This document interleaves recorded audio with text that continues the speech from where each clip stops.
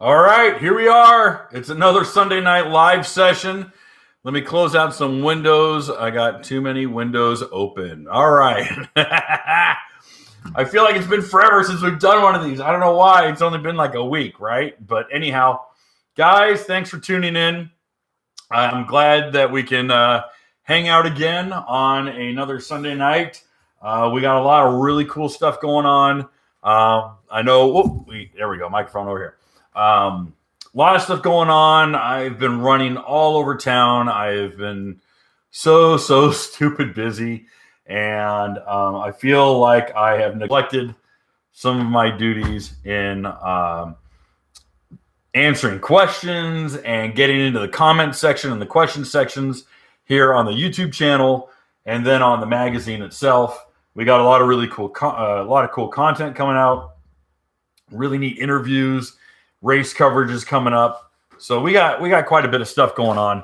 So really want to let you know that if you guys aren't already subscribed to the Watercraft Journal newsletter, it's free. There's no downloads. There's no PDF. You don't have to open up anything. It's literally if you have internet access, if you're on your phone, a tablet, laptop, desktop, it doesn't matter. That newsletter comes into your email inbox. You can literally just peruse articles there, and it'll open up another tab. It'll open up another window, and you can read the article, close it out, go back to your email, open it up, close it, whatever. You don't have to spend all day on the website itself if you don't want to do that. But we got a lot of really cool, really cool articles coming out. Lots of good stuff that we spend a lot of time and a lot of effort and a lot of money making a really quality publication for you guys. So, and that's why we have 500,000 readers. So we're really grateful for all you guys, for everyone who reads the magazine, and we are very excited to keep doing it. It's not just me. It's the two guys who help us out with the YouTube channel. It is 6 writers who are writing for the Watercraft Journal as contributors, and we just are really excited to be working to deliver really good content. So again, if you're only going to the YouTube channel, you're getting half of it. I mean, not even half. You're getting maybe a third of what we produce. So guys, again, if you haven't already, please subscribe to the Watercraft Journal newsletter. I put the link right here on the chat, on the super chat.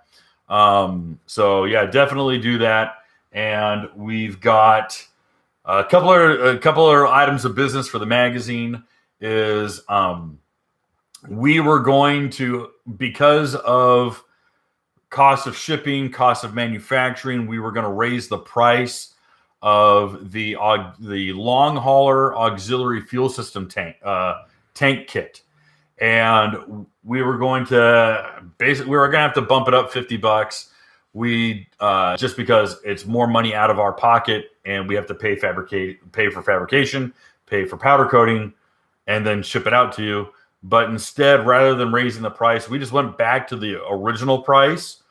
That way, we're not bumping anything up. Well, I'm kind of taking a hit, but that's okay because I'd rather have that system. You guys are so yesterday. That's funny. He's in Australia. Hello from the future. That's all right. Your toilet's flushed backwards anyhow. So anyways, let's see here. I just lost my place. But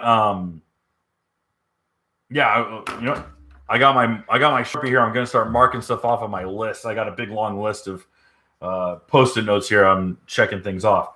But yeah, if you like what we do, if you want to support us, auxiliary fuel system kit. Sorry. For the auxiliary fuel system kit, we're basically just putting it back to the original price, which is $650, and instead of going up to $700. And that system, of course, works for all 4-stroke Sea-Doos up to 2012. That's when, in 2012, Sea-Doo changed the fuel pickup system, and it just makes our kit impossible without drilling physically into your gas tank, and we didn't want anyone doing that. Otherwise, all 4-stroke Yamahas 2004 and up, all 4-stroke Kawasaki's 2004 and up, and all 4-stroke Hondas 2004 and up. So if you're looking at adding 13 gallons of fuel capacity to your ski without drilling any holes, without making any permanent modifications, our system is the most complete package there is. Please go check it out. The hyperlink's at the top. You say backwards, we say the correct way. I'm teasing our Australian viewers, and I apologize. But yeah, if you guys haven't already, please go check out the auxiliary fuel system kit. And we are pretty excited about that one. And we're going to be putting it to use this weekend as we go to the Mudbug. The big news is we are returning to the Mudbug. For those who are not familiar with Mudbug, Mudbug is the big personal watercraft rally that happens in Morgan City, Louisiana every year. In fact, they do 3 of them now, but the main event is the second weekend in June. And the Mudbug is one of those events that if you haven't gone, you got to go. You got to go. If you've never been to World Finals out in Havasu, it's not what it used to be, but you still got to try. You still got to see it. Mudbug is definitely one of those. And we've been going since 2014. We've been going to Mudbug. And I think there was only 2 years because of crazy weather that we weren't able to attend. But the June Mudbug is an absolute blast. It's a lot of fun. Originally started as being kind of an outlaw drag race that they would do out in the bayou. Unfortunately, because of liability and legal concerns, it became really unattainable. And so they do occasionally will hold a radar run that they'll do on Saturday mornings. Otherwise, it's become more of a fun run, more of just a fun rally. And there's just swarms of people who go, and there's amazing routes. It's some of the neatest topography. It's some of the neatest waterways you'll ever ride through. Absolutely got to go check it out. If you guys haven't gone and you have an open weekend, please join the Watercraft Journal. I will be there. I will actually have my 8-year-old daughter with me, and we're going to be riding the 2021 Sea-Doo RXPX3. Wow, excuse me. We'll be riding the 2021 RXPX 300. We've got some modifications on it. Some of the stuff I had to take off because it's like experimental junk, and I didn't want to go to Mudbug with experimental stuff on there. But I can talk about it privately at Mudbug, not necessarily on the air. But also, I have put out the feelers that if you approach me, if you come up to me, and I don't care if it's on the water, I don't care if it's in the drive-thru at Sonic getting a cheeseburger, you approach me, you get a free Watercraft Journal sticker. I'm going to have, I got a stack of them here. Well, it won't be this stack, but I will have stickers on me. If you want a sticker, come up, say hi, shake my hand. I don't care. You get a free Watercraft Journal sticker. So that is, if you're a fan, get a free sticker. Come up and say hi. So that is another thing for that. want to do that. And it is this weekend. The riding starts on Friday morning. Actually, there's guys there on Wednesday riding. But I show up Thursday afternoon. Most people are showing up Thursday afternoon. But Friday, Saturday, Sunday, there's a lot of great riding. There's a lot of fun locations. And the best places to go to find out where the rides are, because there's no structure. That's one of the funnest things, is that there's really no true structure. And so if you want to go in a big group, you can join a big group. If you want to go in a little group, you can pick out a little group. But the Facebook group, the Green Hulk, the Green Hulk has its own PWC Mudbug Rally. You can do a Facebook search and you can find that Mudbug PWC Rally. The Green Hulk Performance group on Facebook, you could do that. Or, of course, you could definitely go to greenhulk.net. And if you scroll down to the events there is a Mudbug PWC rally thread, and those will have updates there as well. All right. And the last bit of news for this coming weekend, excuse me, is that this coming Sunday, all right, this time next week, we'll be hosting the Watercraft Journal live Sunday session at Jerry Gaddis's house with Greenhulk.net's own Jerry Gaddis and Greenhulk Garage host Greg Gaddis, Jerry's son. All right, so it's going to be 3 of us, and we're not going to have any real script. We're not going to have any sort of material to go off of. We're just taking live questions. Excuse me. So we will just literally take your questions live. So as they come in, we'll answer them. I know with me, I wait till I'm done rattling on for a half an hour, 45 minutes, and then I answer your questions. But for this one, we're taking them live. So guys, you got to show up. Definitely show up and enjoy the fun. Join the rally. If you can't go, please join the super chat group and help ask questions, because that is going to be your opportunity to ask.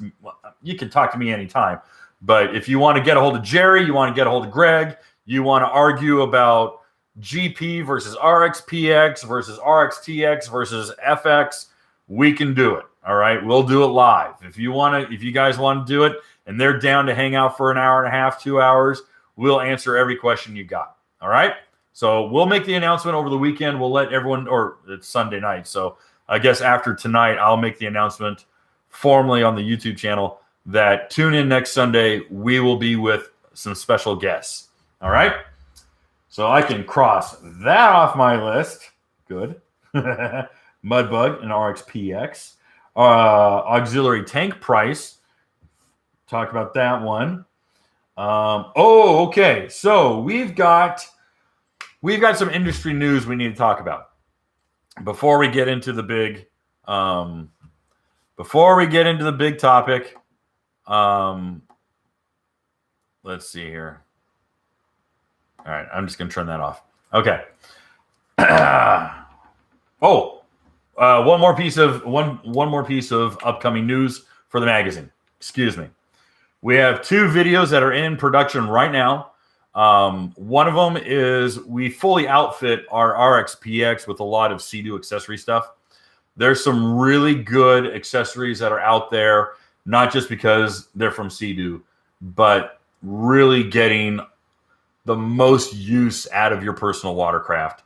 The RXPX, despite its pretty expensive MSRP, is pretty barren when it comes to a lot of user function.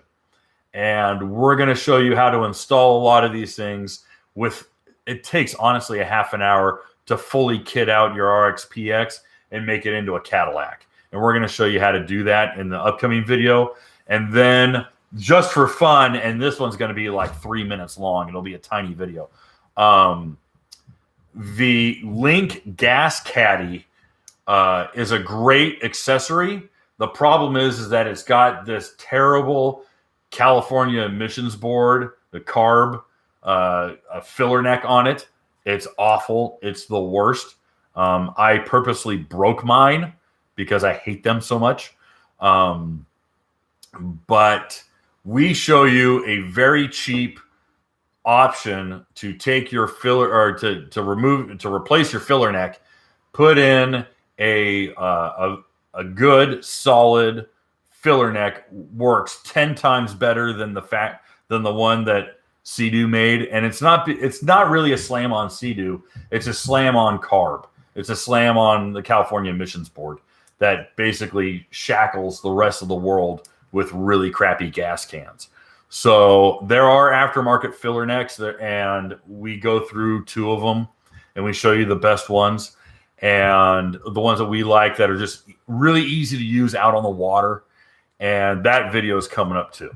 So stay tuned for that one. Okay, so let's talk about some industry news, because I hate to say it, it ain't good. I know I was delivering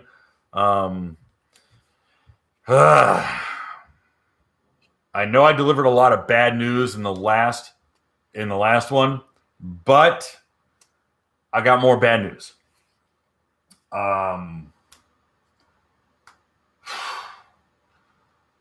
Right now, the reporting is that the IDF repairs are not solving the problem in many cases. Now, thankfully, there's a lot of people who are not having IDF problems. That is not 100% failure. In fact, right now, we're seeing the numbers that I'm seeing is 11% of IDF equipped units are having pretty bad failures. But that's 11%, just a hair over 10%. Unfortunately, those persons are experiencing multiple failures. And we got a lot of people who are, honestly, we have a lot of people who are really upset. They were attacking me that I was defending Sea-Doo because it didn't work out for them. They're getting stuck again. They're having drive shaft decoupling, and they're getting stuck out on the water. And what they're finding is many times, and this goes to our tonight's topic, is many times when there is a failure, a mechanical failure with the IDF, only one of the three fixes are performed. Whether they go and they change out, the new gear, or they only go in there and they change out the actuator, or they only go in and realign the oil pressure. And unfortunately, they're not doing all of the steps necessary to repair the IDF completely. And so a lot of people are seeing repeated IDF failure. Where I talked to a lot of dealers this last week, I had probably 8 different dealers, and 7. Talked to 7 different dealers, and they were all very candid. They're saying when the parts show up and they're slow, we're trying to get these vehicles out as fast as we can. Unfortunately, our haste is making waste, and that people are coming back, and it turns out that upon further inspection, there's some other failures happening. So the IDF is not, I wouldn't say the IDF is a failure. What I'm saying is, and this is my understanding thus far, which is fair, is that the initial failures are an oil pressure problem, but they cause a lot more breakage, or they can cause more breakage than is being initially diagnosed. And the service departments are not addressing all of the problems, or they don't have all the parts to address all the problems. And so, unfortunately, right now, we're hearing a lot of multiple return warranty claims on IDF. I do not have a solution for this. I don't have good news to share about it. Obviously, they're going to want to make it right. But as it stands, we're not seeing a concerted program to make sure that the IDF system is completely replaced or completely addressed, and that there is a zero failure after the repair. So that is, unfortunately, Anthony, yes, please send me the new IDF if you have it. If you do have the new bulletin, please send it. I'd like to read the actual verbiage.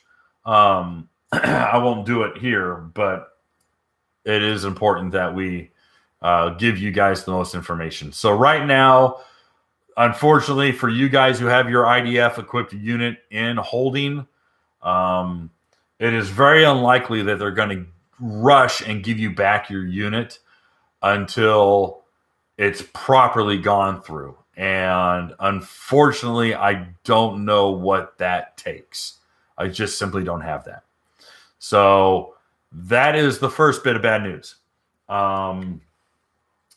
The second bit, and I've got 3 of them, is right now the reporting coming in from dealerships and coming in from customers who have put money down, who have been waiting, or who are paying a premium to get their new Yamaha units.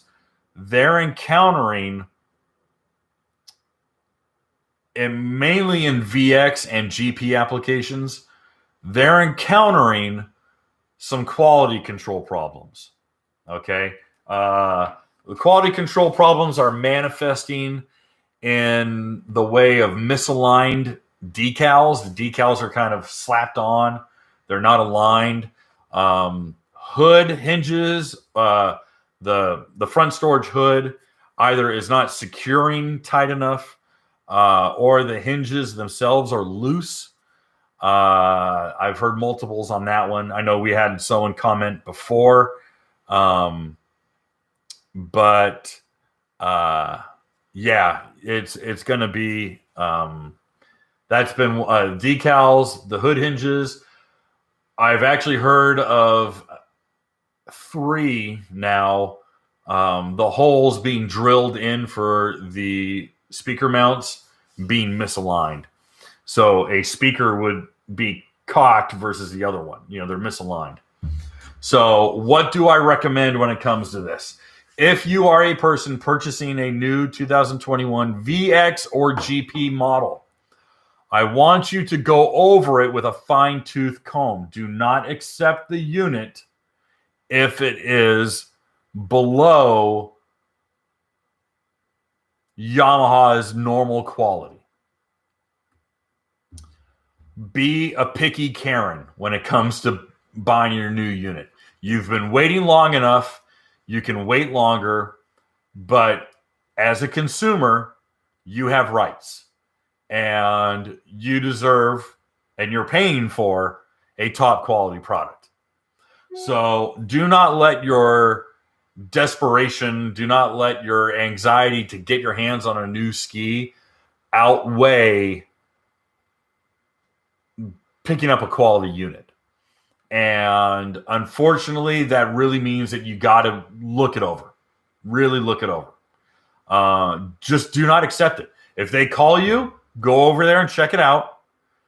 Quite frankly, go over there with a straight edge, with a level. Go over there with with a tape measure. Make sure the decals are straight. Make sure the hood closes.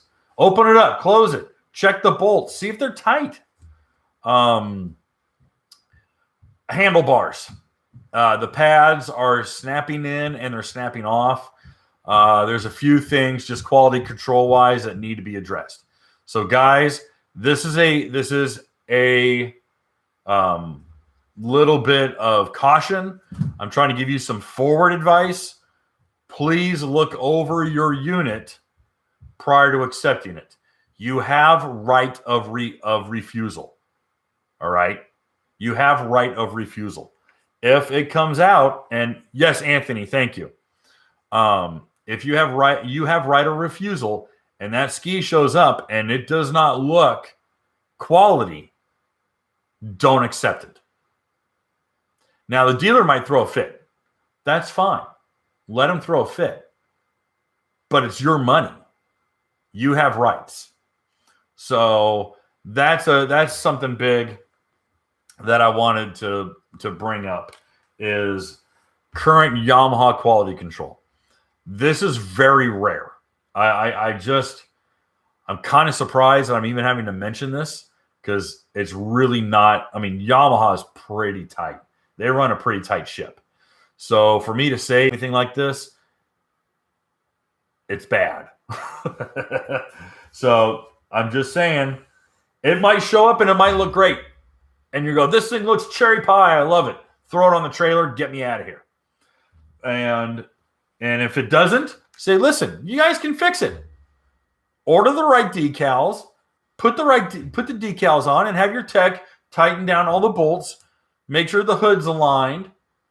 But I'm not taking this thing until it's right. Don't take it till it's right.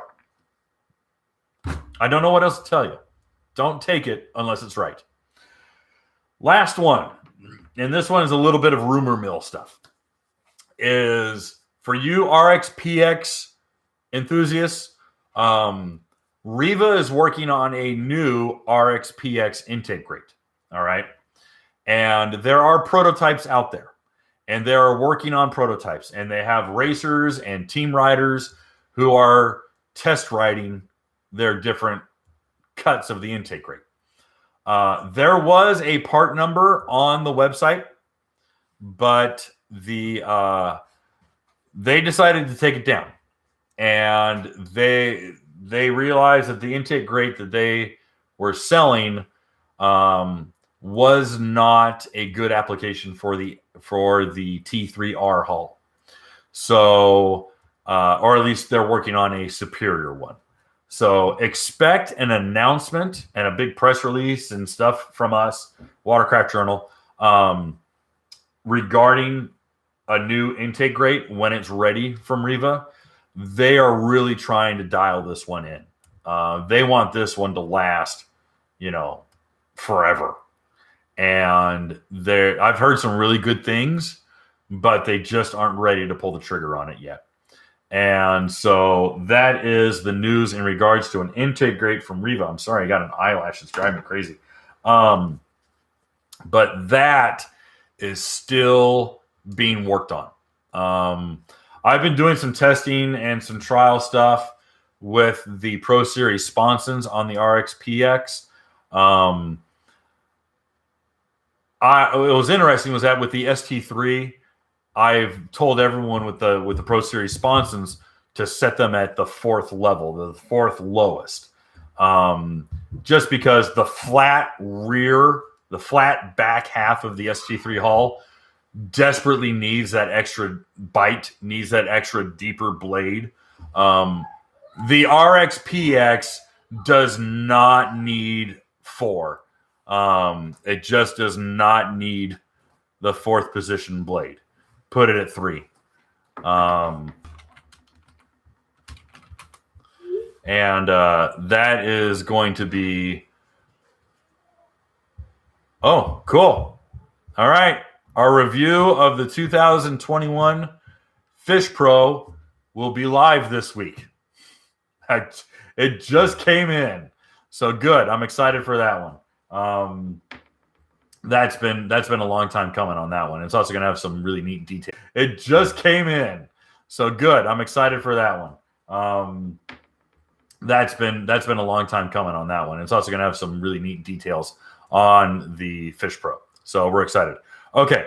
So here is, we got a question from Nahi. Nahi writes, "Hey Kevin, would a stock 8000 tune for my 21 GP 1800R SVHO hurt its life? Like I know they have an average 300. Would this make it to 50? Nahi, well, thank you for the super chat. Guys, if you want to have your question answered immediately before anyone else, donate a super chat of $10 and I'll stop what I'm talking about and answer your question. So the stock 8000 tune will not hurt the SVHO engine. All right. The SVHO engine is the springs and spring retainers are rated up to like 8,600 RPM. And that's safe side 8,500, 8,600. So it's not going to hurt. It's not going to hurt the engine. That engine likes the RPM. And we discussed this in the true horsepower video, so you might want to check that one out. But what you're seeing is you'll be able to be in the peak RPM range of the SVHO longer, and that's around 285 to 290 horsepower.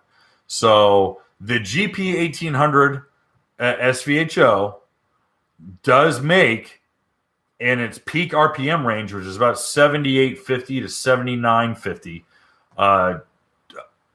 288 and a half. What at least what I was given on the dyno chart. So round up 290. All right, makes about 290 horse. All right, or at just shy of 8,000 RPM. The problem is that in its stock format, it doesn't stay there. All right, the stock 8000 tune allows you to stay there, so you're getting that peak horsepower for a duration for a longer duration than you would in a stock setup. So Nahi, thank you. Nahi or Nahi, thank you again for the super chat. Okay, so let me cross off the read the intake rate thing, and I can throw this post-it note in the trash. And we'll move on to tonight's topic. Dealers. All right, so this is not meant to be a total dog on dealerships, because there are dealerships that go way above and beyond and take very extraneous steps to ensure that their customers are getting a superior experience. They're outliers. All right. They are the examples. They are the supermensch or the ubermensch. All right. These are the guys who will be setting, they're setting the example for everyone else to follow. Unfortunately, the majority of dealerships, and these are not high volume dealers, these are your local neighborhood dealers. They maybe sell a dozen, 2 dozen skis a year. All right. It's not a Mountain Motorsports that's selling 150 units at the Atlanta Boat Show. I mean, these guys are moving 50 units if they have a really good year, maybe 30 on average. Okay, I got a local guy, Yamaha Cowie dealer. Doesn't move a whole heck of a lot, but he moves enough. Probably about 2 or 3 dozen units a year. And the problem is that most dealers look at Watercraft as a way to fill out their flooring, to fill out their offerings to the customer. A lot of power sports dealers will primarily focus on boats, pontoons. If they're not a marine dealer, then they might be motorcycles, quads, side-by-sides. And finding a motorcycle mechanic, finding a technician who is pretty handy with a wrench on a motorcycle is a far easier prospect than someone who knows their way around a supercharged Sea-Doo. And so finding those people is tough. All right. In that case, what happens is that a motorcycle or a dealer might have the designated motorcycle mechanic, and then they've got the everything else mechanic.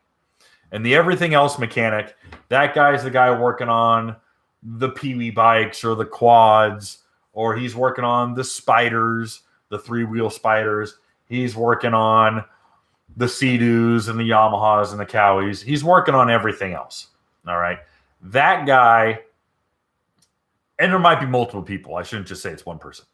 But you'll find that in a lot of dealerships, they will have their designated motorcycle team or their designated high volume team.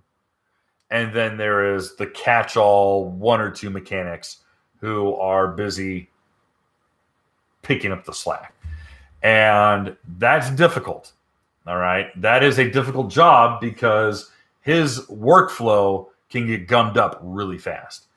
And unfortunately, what are the qualifications that get a person hired to be the designated Watercraft mechanic at a dealer, in a service department? Well, unfortunately, it's like, okay, well, I worked at this dealership. Well, what did you do there? Well, I was a motorcycle mechanic. Well, we have a full team of motorcycle mechanics. I need a jet ski guy. Yeah, well, Cowie's running the same motor for forever. I could do that. Sea-Doo. Okay, well, snowmobiles. All right. So unfortunately, that person's qualifications are a little bit looser to become a personal watercraft mechanic at a dealership. Let me worry about the certified thing later. All right. For the most part, when you talk to these service technicians, their experience working on personal watercraft is predominantly all on-the-job training, all hands-on experience. And the service department is what receives certification. The service writer might be certified. The service manager might be certified. So when you go into a service department and you see all the plaques that say certification, you got to find out who the person is that is certified. All right? That's important because there are dealerships who the guy answering the phone at the parts counter is the certified, is the brand certified guy, not the kid down in the garage changing their spark plugs. So it's a little scary. Number two is what goes into certification. Well, a long, long time ago, certification used to mean there was in-person training, whether a representative would show up at a regional dealer or hold a mutually regional location that would be accessible to a lot of dealers. And he would give a class. And that class would introduce people to here's the new IBR system for Sea-Doo in 2009. Or here's the new intelligent suspension system. Or here's this new technology. Here's how to work on it. Or here's our new engine. Here's how to service it. And those in-person trainings started to thin out. And they started to thin out of convenience and expense. So what would happen was that a technician, a service rep, would be invited to be part of a Zoom call. Zoom is pretty recent, but they would have a live presentation where you would have an actual video, a live video happening, kind of like what we're doing tonight. And they would just be talked to for an hour or 2 hours, like we're doing tonight. And that would qualify them as a certifier. I liken that, and some of you guys will have experienced this. These experiences, these types of trainings are almost identical to when you can take a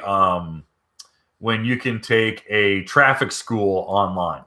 You ever done that? You get a speeding ticket and they say, well, you have an option for traffic school. And if you pay $10, you can do it from home and you can do your traffic school from home. And as long as you sign in, we'll know that you completed it. If you signed out, we'll know that you didn't complete it and you'll have to take the real traffic school. And believe it or not, a lot of those certification classes were just like taking online traffic school. It's a little less effective than an in-person training. Then the scariest one that I know of is that it's an email, it's a PDF, a big thick PDF that requires a signature and a return, and the technician literally just has to flip through the pages and put their little K, like Kevin Shaw, I would sign KS at the bottom of it and flip through this PDF, this 10-page PDF, and that would count as my certification. That's a scary one.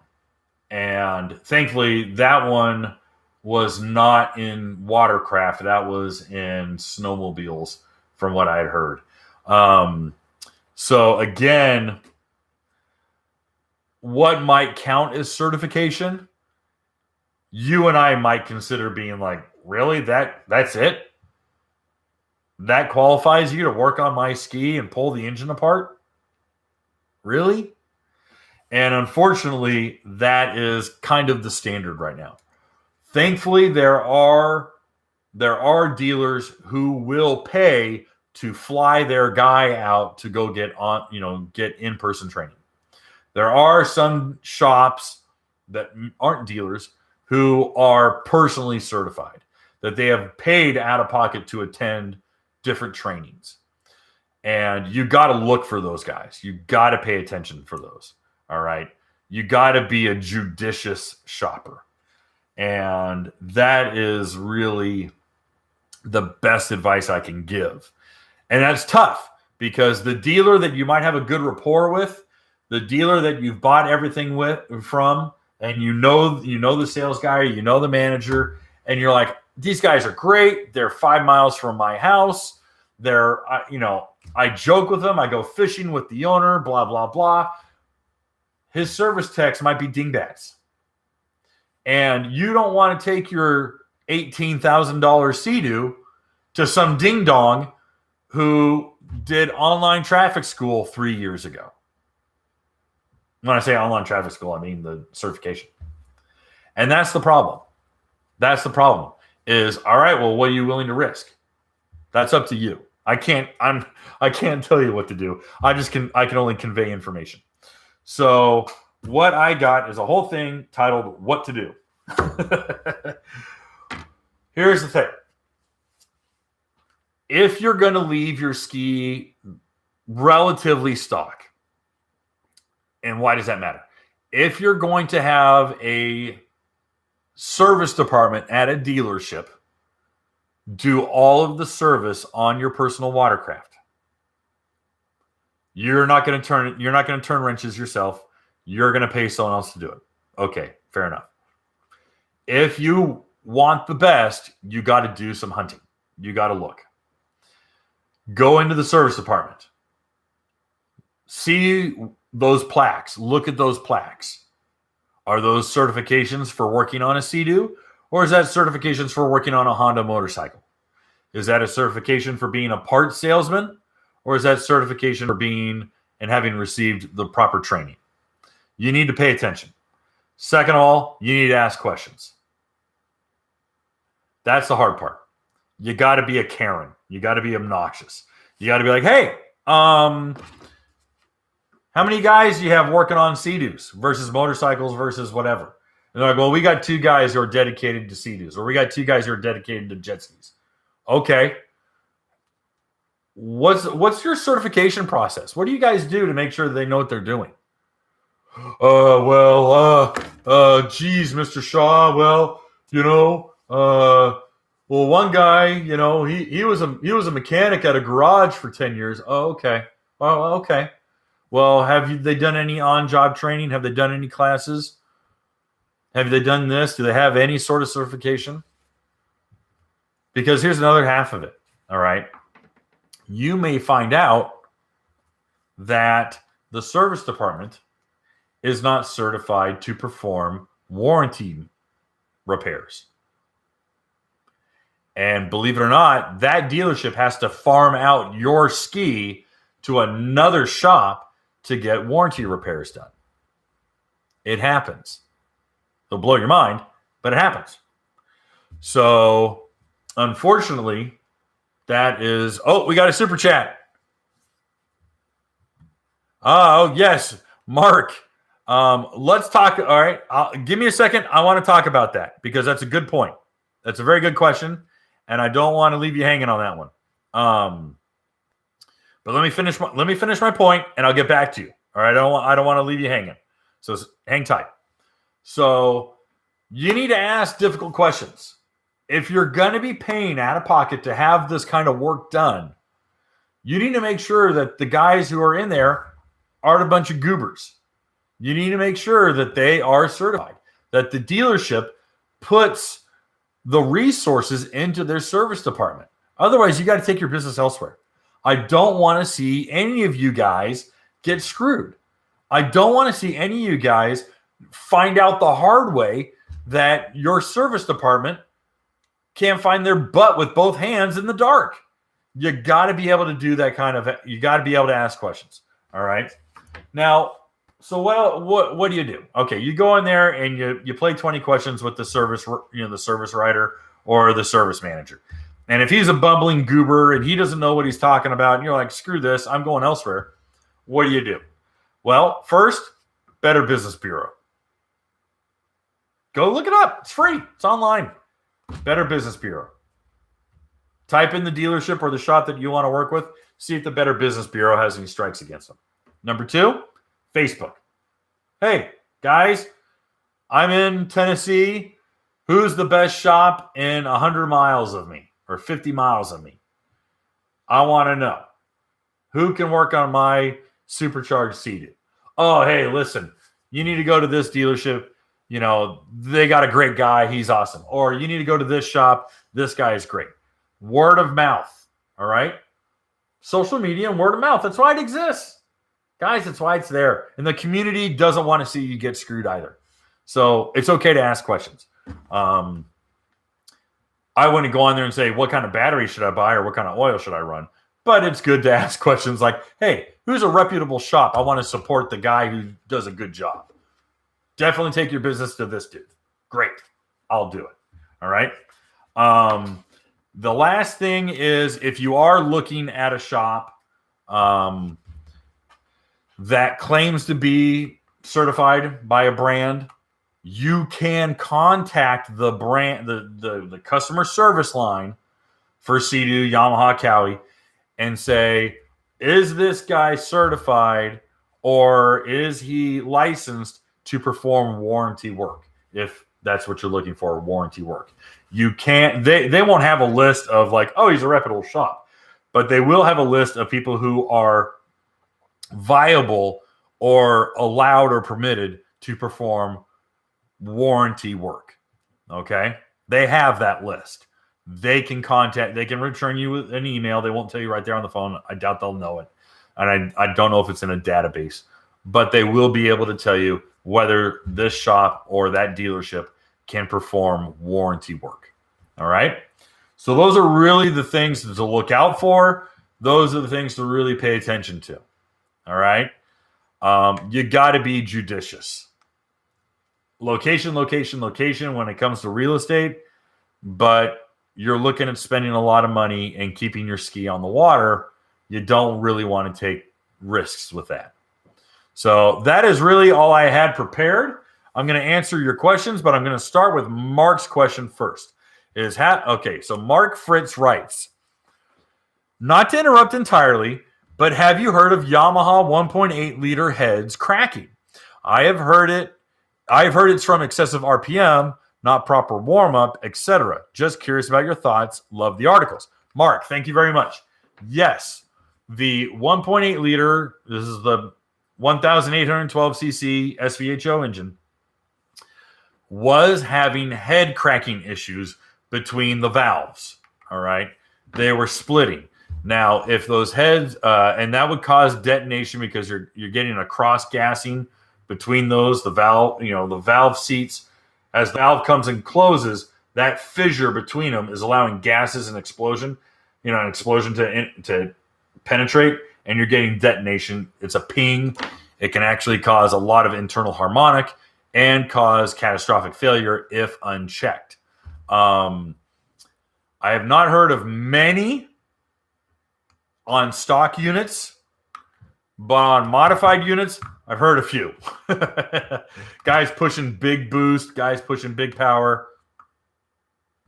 Yeah, it's happened.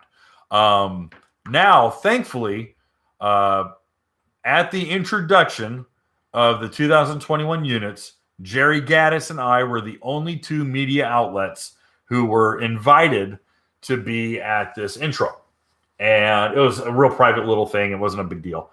And we went out to Yamaha's little, excuse me, get some water.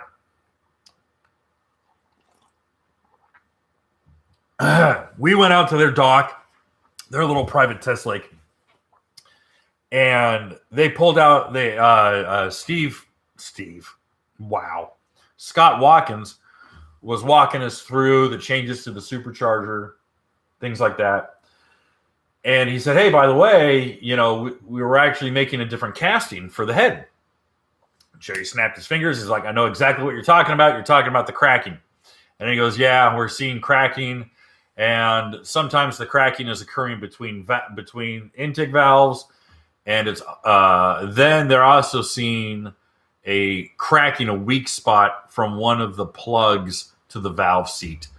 And that cracking is heat dispersion. It can be caused by a variety of different things. Excessive boost. Highly modified skis are seeing it really bad. Stock skis really aren't. And it's primarily happening in supercharged. I have not heard of any naturally aspirated heads cracking. But a 1.8 liter naturally aspirated is not producing the wear and the boost to crack the head. So 2021 has a different casting from the previous heads. And so if you're talking about a 21 unit, you'll be in good shape. So, but very good question, Mark. Thank you for that one. I appreciate it. That's a sharp question. All right. Well, let's go up and see what our questions are. We're going to go through. We're already 50 minutes into this. I'm going to try to tap out at an hour and a half instead of 2 hours, but we'll see how long we go. All right. If I get a bunch of super chats, then I'll hang out. But otherwise, we should be good. All right. Let's see here. My buddy just bought a 2015 FX Cruiser SVHO. What mods would you recommend? The stock 8000 reflash, easy. That's some quick horsepower without really. Well, you know what? You're not even worried about warranty. So I would actually do the stage 1 reflash. Stage 1 reflash, ride plate, intake grate, sponsons, cold air kit. Don't need to mess with the exhaust. You'll be fine. But stage 1, Map Tuner X. This is Mike Shoemaker, all right? Mike Shoemaker, I would recommend for your friend with the 15, go with the stage 1 tune, cold air intake grate, sponsons, ride plate. I think you'll love it. Okay. All right. Mark. Mark had to ask, and he came back with a super chat because Mark asked the same question. All right. Kimmy writes, I bought a Pro Series cooling engine upgrade kit for my FX SVHO 2020 with a Stage 1 Plus map tune. I really don't want to drill through my new hull. Is this cooling kit necessary for a Stage 1 kit, Stage 1 Plus?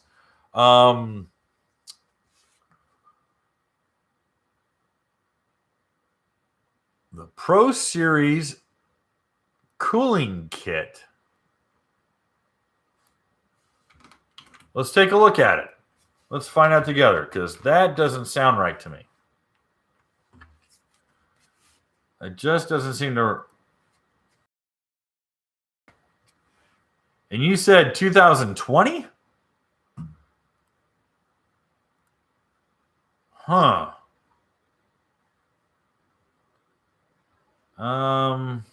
Because this says it ends in 2019. Is there a different unit? That's for 2020?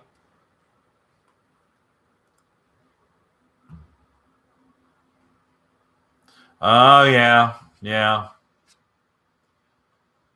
Well, again, you're rerouting the cooling system. All right. And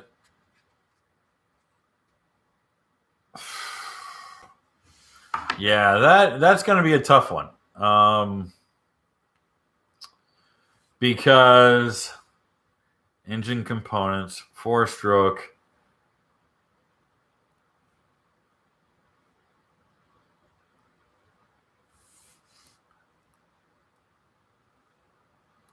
Here, let's try it again. I want to do it again. Spend a little bit of time here.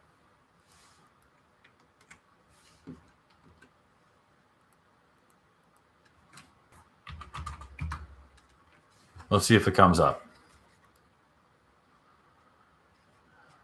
Come on. I understand, Riva. You're going to have some delays. Gosh, you can't go to their website without seeing a pop-up for how many delays they're going to have. Everyone understands.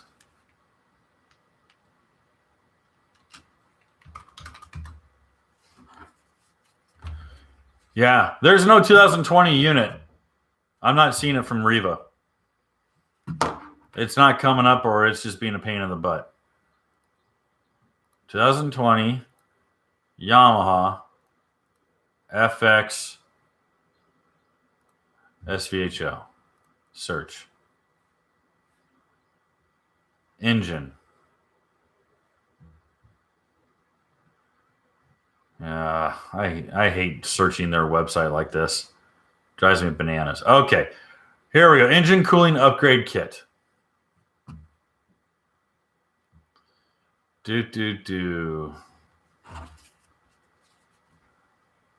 Improve performance, reliability, build. That's just for the strainer. No. If you want to modify your ski and keep the engine temperatures cool, it's a small hole with a plug on it. You'll be fine. You're drilling a hole in your ski, but you're choosing to modify it. I mean, you need, for the stage 1 tune, you're going to want to keep that engine cool. You want to overheat that motor and grenade your motor, or you want to drill a small 5/8 hole? Not even 5/8. I think it's like 5/16. Yeah, Kimmy, I'm going to have to... yeah, Kimmy's other question is, any idea if Yamaha is going to address the dash in a 2020 not reading above 70? Why would they? Their skis don't go above 70. At least legally. So no. The only way they're going to be able to... The only way anyone's going to be able to repair that is by hacking the ECU itself and getting it to do that. So no. Yamaha is not liable for what you choose to do with it outside of normal operation. It's not Sea-Doo or Yamaha or Cowie's responsibility. Close that off. All right. Sorry, I think I was having some delay problems right there. Okay. Let's see here. Simon writes, hey, mate, do you know if the 2020 Sea-Doo model builds are on schedule? Correct me if I'm wrong. To my understanding, they are normally finished the jet ski run by May. Is that right? Nothing is normal right now. Do not presume anything is going to happen on time. Don't. Just don't. The supply chain problem is still totally borked. There is major problems. There's now an absolute absence of is it polyethylene or polypropylene beads, which are the hard plastic beads that are melted down and molded into plastic components. There is now an absolute dearth of these in the United States. So don't expect anything to be on time. Do not think 2022 is going to be any better.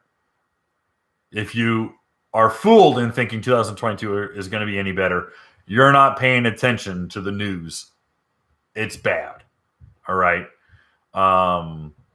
Just for fun, just to scare the pants off of people, it was announced early last week that the US dollar is now at the identical inflation rate and decreased value as it was at the beginning of the 2008 crash. So our money is at 2008. So hang on tight, kids. It could get real bumpy. All right, moving on. I have a new IDF service bulletin. Okay, yeah, thank you, Anthony. I appreciate that. That's in my inbox right now. All right. Shannon Salakin writes, is it okay to do full throttle burst when breaking in a new Sea-Doo? And when does the ECM unlock full power, 5 hours or 10 hours? Also, what scent is your candle? My candle is a Febreze Seagrass Breeze. I think we talked about this one last time. And all the details that you are asking are in our break-in video. So please go watch our break-in video. The article has even more details in it, but everything you need to know about unlocking your Sea-Doo's ECM is in that video. Please go watch that. All right. All right. Rainier asks, I'm still waiting on my 2021 RXTX. Supposedly it's coming in August. Yes, the run from Sea-Doo is now looking at late July, early August, which is just the end of the season for so many people. Saltwater Life writes, having problems with the tilt lever on my FX SVHO 2020. What can I do already?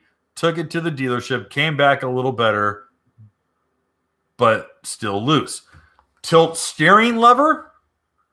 You can go with an aftermarket system. If you want to, never complain about loose tilt steering to a Kawasaki owner, because the entire head, the adjustable head and neck system is just molded plastic. It's super loose. All right. Michael Glenn writes, Kevin, I'm a little nervous now about my GTX Limited with IDF, especially with what you said earlier. Should I cancel my order or will it be fine?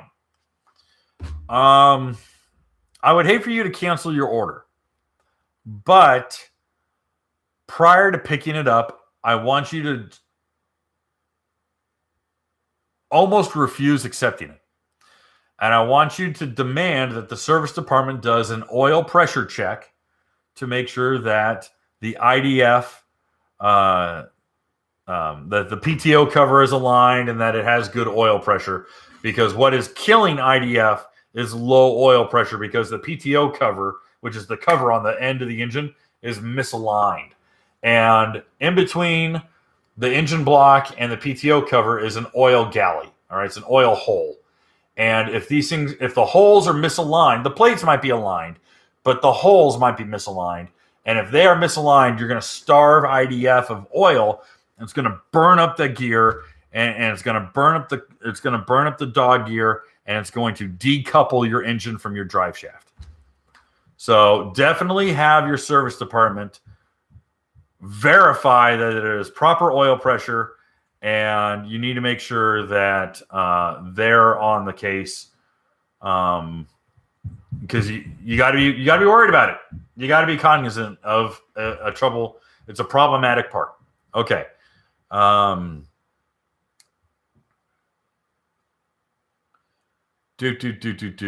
right.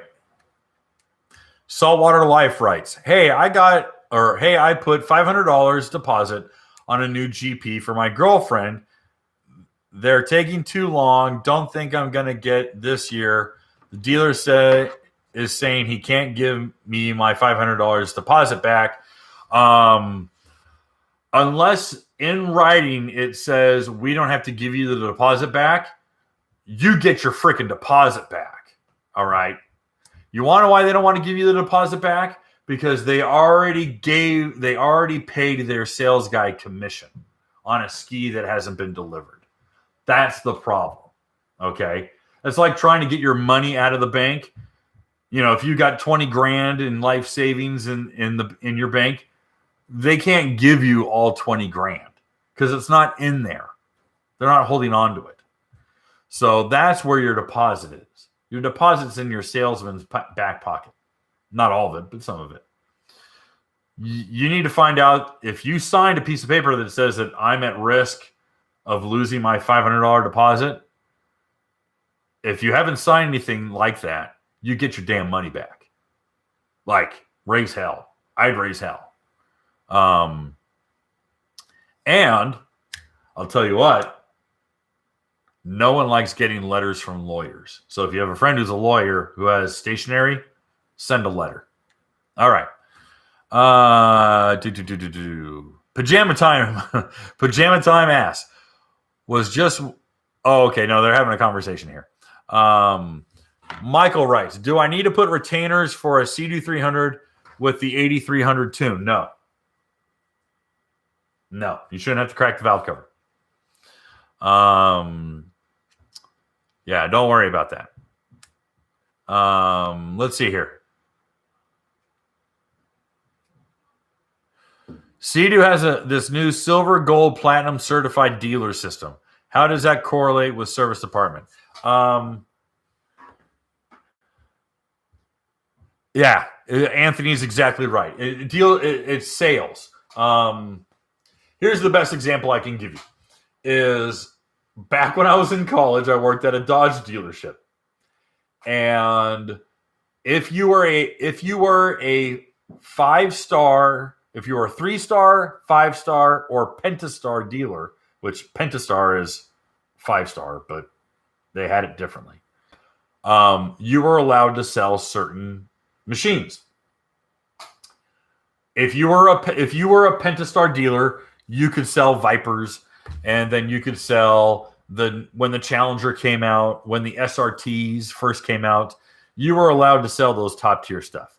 Honda had the Red Wing dealers, and only Red Wing dealers could sell the Aquatrax Watercraft. And that's part of the reason why the Honda Aquatrax was a failure, was that only Honda Red Wing dealers could sell them. Regular power sport dealers couldn't sell a Honda Watercraft. Excuse me. So yeah, that tiered system is really a reward system that allows the dealership to offer special pricing, special what am I thinking of? And special rates, packages, different units, high-end units. It really has very little to do with the service department. Okay. All righty. Whoops, skipped ahead. All right. Anthony's having a conversation. PC, I've already answered your question. You were the first question. I answered it. It was, is it made from, nothing's made, okay, it's made from Nano Excel. The VX is made from Nano Excel. The VX is made from Nano Excel. Hey, the VX is made from Nano Excel. Dude, it's not SMC. The only watercraft that's made from SMC from Yamaha are the EX units, unless otherwise noted, like the EXR is made out of Nano Excel 2, and the Superjet. The Superjet and the EXs are the only ones with SMC. Everything else is Nano Excel 1 or Nano Excel 2 where designated. Okay. Mark asks, besides the RXPX 300, what other ski do you own and why? All I got right now in the trailer is the RXPX. I was really hoping to get my hands on an Ultra 310 this year because I really want to mess with all the stuff that the guys at K-Speed have, because I think they're making massive gains on the Ultra, which is crazy because the Ultra hasn't really changed since 2014. But yeah, all I got right now for this year is the RXPX. It's just thin this year. All right. All right. Oh, Mike writes, I received the Adjust-A-Thrust for the Spark the other day. Gonna go try it. Get on the weekend. We'll send you results. Yes, Mike. Thank you. I want to know how it goes. Oh, Anthony writes, I was out riding today, hit a wave, and ended up losing my footing. Both shins smashed into the rub rail. Ended up going about 50 feet with my hands on the handle and legs dragging on the water. Shin guards? I think I still have the shin guards, Anthony. Anthony, I'm going to send you those goofy Jet Tribe shin guards. Let me get a pen out of my little cup. Anthony, you've been helping me out. Oh, missed the beginning. Sorry. Grill meats. Grill meats? What are you grilling? I want to do an episode about smokers and just talk about smoking meat. All right. Anthony, I'm sending you those shin guards. I got to fish them out of the bucket, but I'm going to send you some shin guards. I got them. Otherwise, I'm going to send you a mouthpiece to keep your teeth. All right. All right. Jeremy Deason writes, I have two 300s, a 19 and a 20. I have taken it to the dealer 2 times now on oil light coming on, and they tell me it's nothing. Ha! It's something they don't know what they're doing. Well, my concern is that your oil level's too high. That's my concern.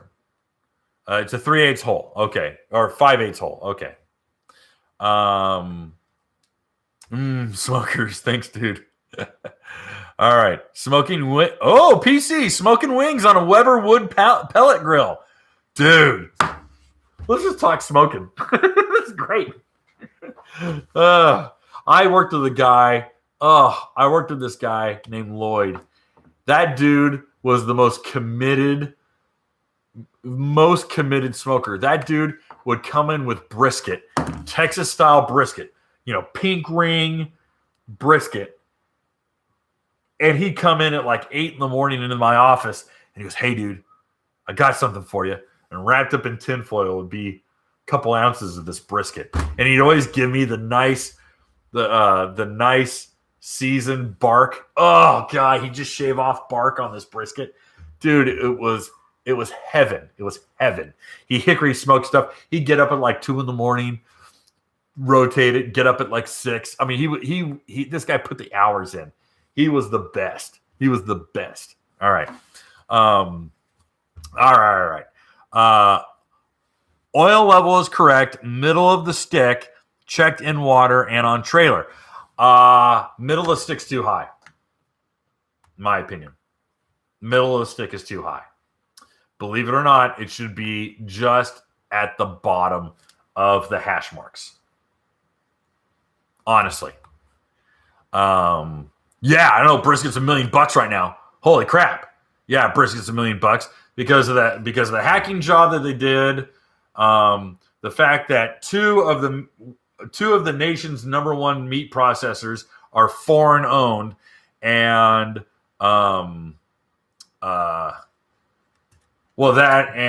there's major meat processing plants in Colorado that literally can't find staff, that people aren't coming into work. Okay. Oil level, terrible. Oh, no, it's okay, Jeremy. I'm bouncing all over the place. I'll pull some out, please. The windage in a supercharged Sea-Doo.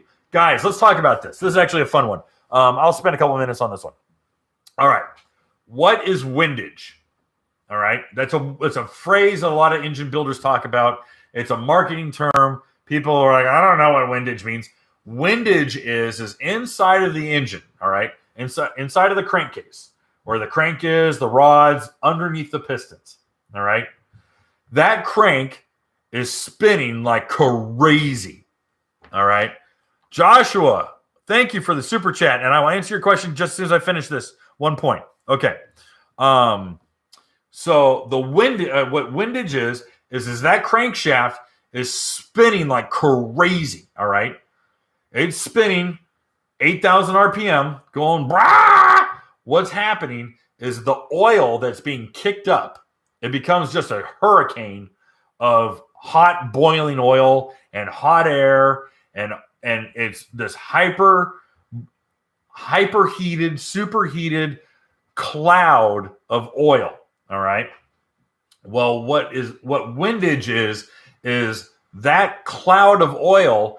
The oil droplets begin to collect on the crankshaft and on the rods, and they actually begin to weigh the crank and the rods down because it's whipping around, it's collecting, they're sopping wet. Okay. Now, when you build like a hot rod engine and you put like an oil pan in, you can put in what's called a windage tray.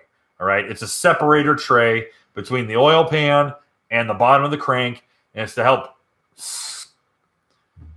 help kind of scrape off that, even though there's not making physical contact. It's to help to collect and keep off that oil off the crank and the rods. Well, unfortunately, such a thing does not exist inside of your Sea-Doo in the same way it would in like a big block Chrysler or a small block Chevy. All right. There is baffling in there to help scrape off a lot of that oil, but it's not very efficient. So what happens is if the oil level is too high, that crank is just soaked in oil, and it's actually kicking into the oil at the bottom of the crankcase, and it's making contact. All right, that oil is actually dipping into the collected oil at the bottom. It really is. And so a lot of guys are finding that the best way to thwart engine blow-by and reduce windage is to pull some oil out. All right. Believe it or not, a lot of these guys are saying less than 3 quarts. I've heard something like 2.85, 2.9. But in layman's terms, when it's hot, when it's cold, just inside of the hash marks. If it's hot, it'll be up. Because there's not a lot of oil expansion in that oil. But when it's hot, it'll be up maybe a third. But when it's cold, just touching or just inside of the hash marks on the dipstick. All right? That's important. Okay. Joshua asks, what is the best octane to use versus ethanol-free gas? Well, the nice thing is that if you are actively riding your ski, you're not storing it. 10% ethanol gasoline is just fine in your engine, okay? People are really worried about, ethanol, it can separate and collect moisture. It'll rust out engine internals. It'll corrode the inside of my gas tank. If left and stored, potentially. But if you're actively using it, E10 is fine. You can use it. I always side on 91 to 93 octane, even if it's naturally aspirated. I always side on super. Okay. Now what's funny is that you may not feel the difference between 87 to 91. Guys are like, there's no difference in performance. That's fine. What there is a difference is in additives. Okay. What makes it super is the additives. And those additives are basically a lead substitute. Okay. I know my rings are coated. I made that engine with high quality parts, and modern parts are treated to work with ethanol with E10 or 10% ethanol gas. So you should be okay, Joshua. There's a lot of guys who are going to scream and yell, and they're going to swear up and down. They're wrong. They're wrong. It's okay. We all get wrong now and again. I get wrong all the time. Holy crap, you guys correct me left, right, and center, and I appreciate it. It happens. But yeah, you can run ethanol gas in your ski. All right. If you're ever coming through Jacksonville, Florida, I'll hook you up, Kevin. Thanks, Mike. Kevin, just want to say thank you so much for what you do. So much information, and you speak the truth. Very refreshing. Well, thank you, Michael. I appreciate that. It gets me in trouble, but at least we get to hang out and have some fun. All right. Let's see here. Simon asks, do you think the IDF issues will be sorted out by the 2022 models? Yes, the new models coming in will. In fact, there's still 21 models who are coming in, and they're not having problems. It sorted. There's always going to be outliers, but the numbers are getting better. And all I have to go on are the numbers. You just got to follow the math and the statistics of it. It's not very sexy. It doesn't make me sound like a superhero, but I just follow the numbers. All right. Anthony writes, so my boss has got a 242EX this week. Man, that thing rips. Never understood why Yamaha never publishes their horsepower on engines. I'll tell you why. Give me a second. All right. Johnny writes, keep seeing dudes fall off of the RXPX. Not sure why. I think they get way too overconfident on those things. Johnny, Did you see my video being thrown off of the RXPX? Because I did last week. All right. Dealer told me the oil filter was collapsing and causing the issue. When's the next giveaway? I got to go through the big box of crap that I got in my garage, and we can do another giveaway Sunday. I haven't thought of doing another one. I'll tell you what, if you missed out, join us at Mudbug, and I'll give you a sticker. That's the next giveaway. All right. Thursday, Friday, Saturday, Sunday, even Monday morning. If you catch me before I leave Morgan City, you hit me up. I'll give you a free sticker or two. All right. Boostin writes, hey, Kevin, what's the fastest you've ever ridden? On a Watercraft, 89.9.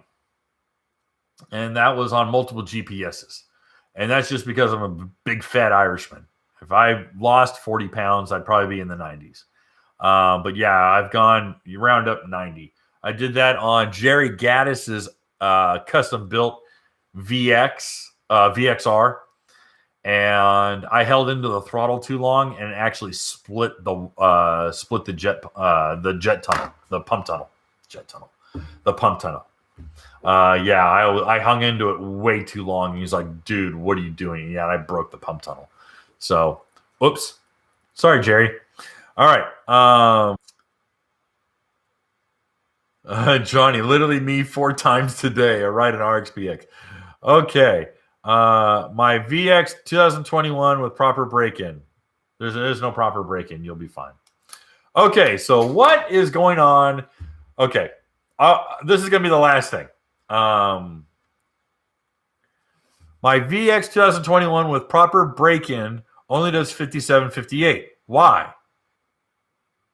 It's a VX.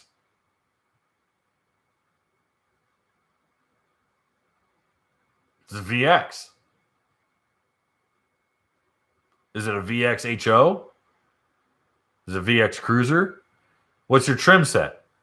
How much fuel's in the tank? How much do you weigh?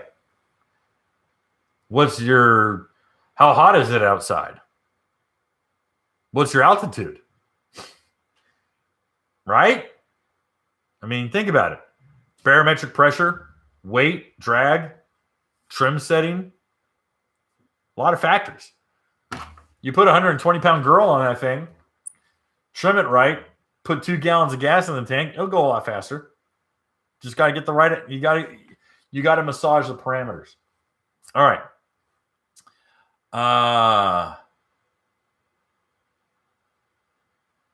Yeah, and please make sure you do not have any of the acceleration modes on. Holy cow. Billy's here! Woo! Good, Billy's here. Billy's one of my favorite people, guys. I got to tell you, I'm super biased. Billy's one of my favorites. And I'm super hanging on. I'm going to shadow Billy the whole weekend. This guy's going to be sick and tired of seeing my face at Mudbug because I'm going to be like, entertain me, Billy. Where are we going, Billy? How soon are we going, Billy? Are we there yet, Billy? I'm going to be bugging the hell out of him. Poor guy. I've warned him. He thinks he'll be fine, but I'll wear him out. Okay, so let's talk about Yamaha and their aversion to sharing horsepower numbers. And this will be my last story. Okay, so I go to work for Personal Watercraft Illustrated in March. Was it March? No, it was May. May of 2007. And in May of 2007, I show up clueless. And they basically tell me, you got 2 weeks to make a magazine. I'm like, oh, crap, what am I doing? So I'm running around like a chicken with its head cut off. And I throw out this article. And I realize, I'm like, everyone's got their horsepower numbers, but Yamaha. And I start reaching out to the guys at Yamaha, and they will not answer my emails or phone calls about it. They're like, we don't talk about that. And I'm like, why is it so verboten? And they're like, we just don't talk about horsepower numbers. I said, okay. So I was kind of pissed off, and I'm at lunch, and the Paul, my boss, was like, "What's up, dude?" And I'm like, "What's up with Yamaha and their horsepower numbers?" And he starts laughing. He goes, "You don't know?" I go, "No, I don't know." And he said, "Oh, Yamaha used to advertise their horsepower numbers all the time." I go, "Really?" He goes, "Oh, yeah, all the time." And I said, "Well, what's the deal?" And he said, in the early 2000s, Yamaha got into kind of a horsepower war with the four-stroke dirt bikes. And that was the big new thing, was a four-stroke dirt bike. And, you know, KTM and Cowie and all these guys, or Suzuki and everyone, they're getting in this horsepower war. And Yamaha's like, all right, hell yeah. And they get on board with that. Well, I think it was like 2003 or 2004. God, I want to say 2002. Maybe it was 2002, 2003. Anyhow, a magazine, I don't know if it was like Cycle World or something like that, or Motorcyclist, or I can't remember what the magazine was, but the magazine says, "Hey, let's see if these dirt bikes really make the horsepower." And they put them on a dyno, or they pull the engines out. I can't remember how they can't remember how they registered the numbers. I don't know if it was rear wheel or if it was engine dyno numbers. But they get like the top 3 or top 4 dirt bikes, and they do real dyno numbers, real dyno cell dyno numbers. Really bitchin' article. They spent some money on this one. And Cowie was on the money. I think KTM was on the money. I think Husqvarna was on the money. But Yamaha was way off. And I can't tell you what the number was and what it actually was. I just don't know it. But I know that like the motorcycle guys were like, dude, Yamaha was lying through their teeth on this one. And they got caught. They got caught real bad. And all of a sudden, motorcyclists were pissed. And I mean, really pissed.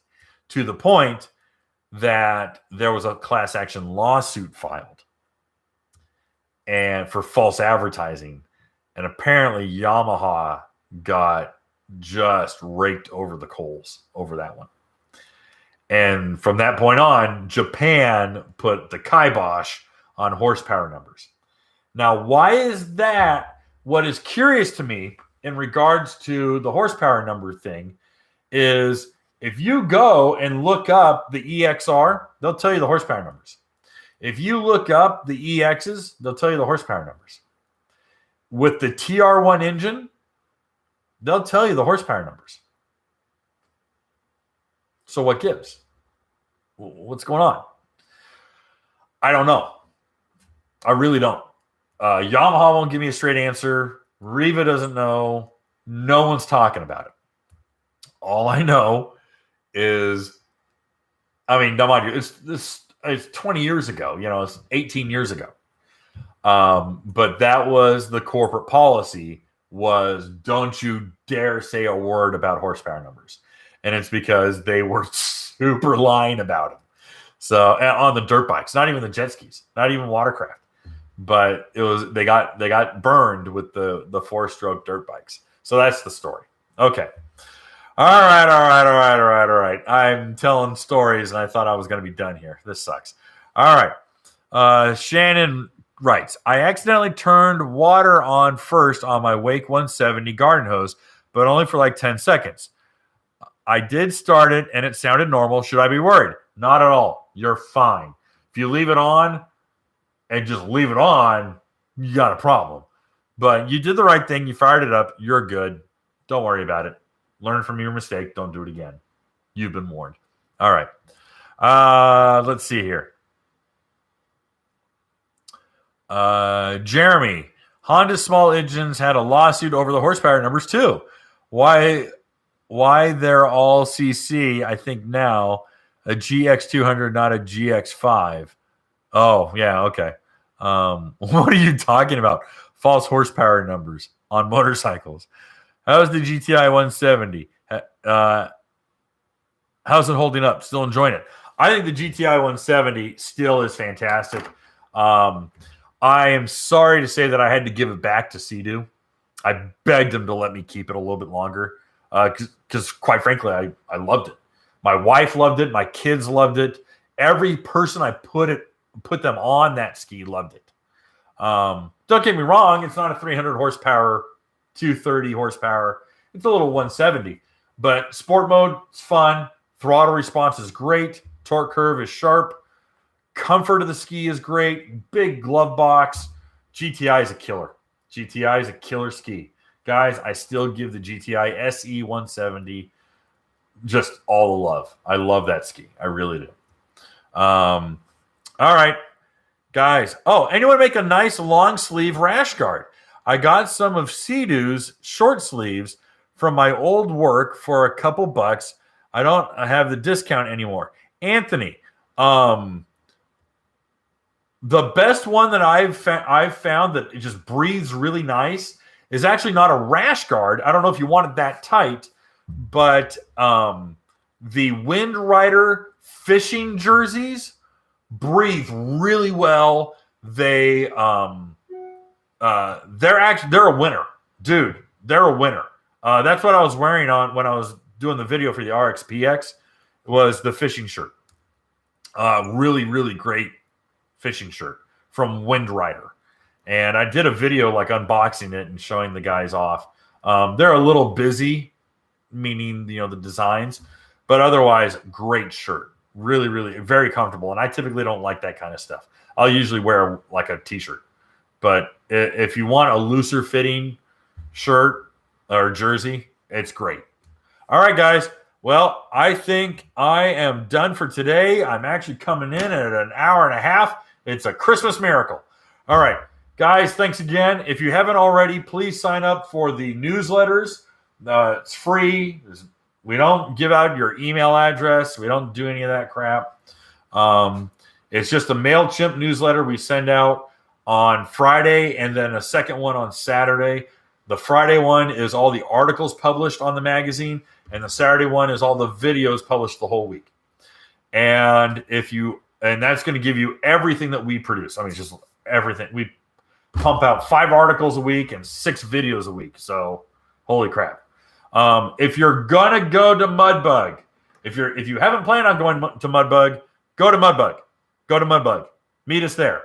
If you're going to be there, run up to me, say what's up, get a sticker. I will carry these on my person at all times. They'll be in my truck. They'll be in my ski. So if you catch me out on the water, you can get a ski. I will be the sticker guy. I'll be giving out stickers. All right. I'm going to bring a couple hundred with me. All right. Guys, thanks so much. Please, please, please tune in to next week's video.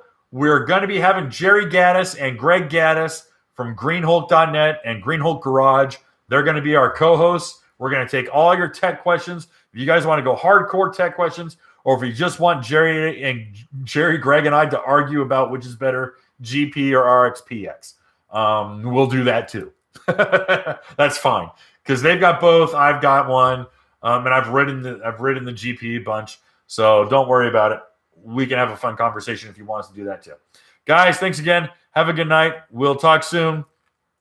And yeah, sorry, Billy, you just showed up and I'm hanging up, dude. I'm sorry. I apologize. I'll see you on Thursday or Friday. All right, senor. Guys, thanks again. Have a great night. And thanks for supporting the Watercraft Journal.